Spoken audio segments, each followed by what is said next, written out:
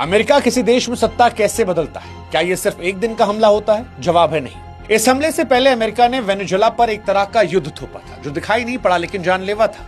और यही अमेरिका की स्ट्रेटजी का पार्ट है। जब किसी देश में सत्ता परिवर्तन करना हो या किसी भी देश में कोई टॉप लीडरशिप उनकी बात को ना मान रहा हो, तो अमेरिका हर बार ये कदम उठाता है।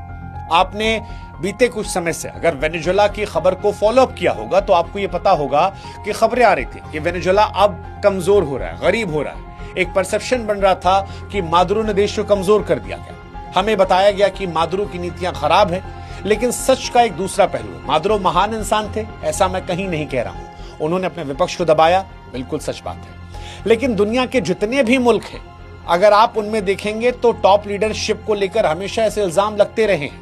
हम यहां पर बात मादुरो अच्छे बुरे उसकी नहीं कर रहे, हम बात अमेरिका के कदम ही कर रहे हैं। अमेरिका के मुल्कों में राष्ट्रपति प्रधानमंत्री सत्ता बदलने कर रहे हैं, इसलिए फोकस हमारा इधर है।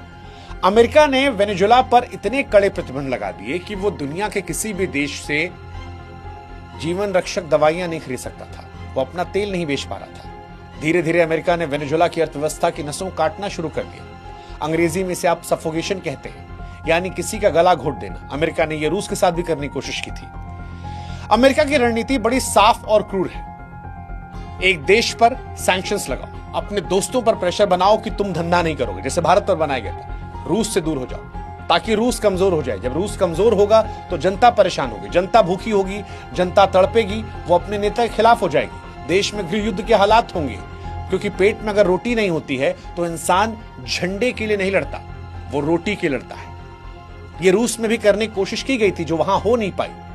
वेनेजुएला की बर्बादी आपको टीवी पर दिखाई पड़ रही है, लेकिन वो मादुरो की नीतियों से ज्यादा अमेरिकी प्रतिबंधों का नतीजा थी।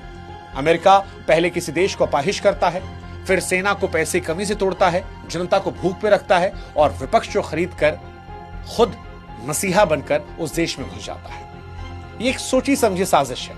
अमेरिका के लिए आज किसी भी देश में सत्ता पलटना एक फिक्स फॉर्मूला बन गया है और अमेरिका ने यह बहुत बार किया है, बहुत बार किया है। हिंदुस्तान के आसपास भी कई देश हैं जहां अमेरिका ने ऐसे ही, जब उनके टॉप नेताओं ने अमेरिका की बात नहीं मानी, तो किसी एक मसले को उठाकर, कभी छात्र, कभी पैसा, कभी बेरोजगारी, कभी भूख, अलग अलग विषय हैं अलग अलग देश में, लेकिन पैटर्न जो है वो पूरा वही रहता है। और इस पैटर्न का सिंपल तरीका है डिकोड करने का।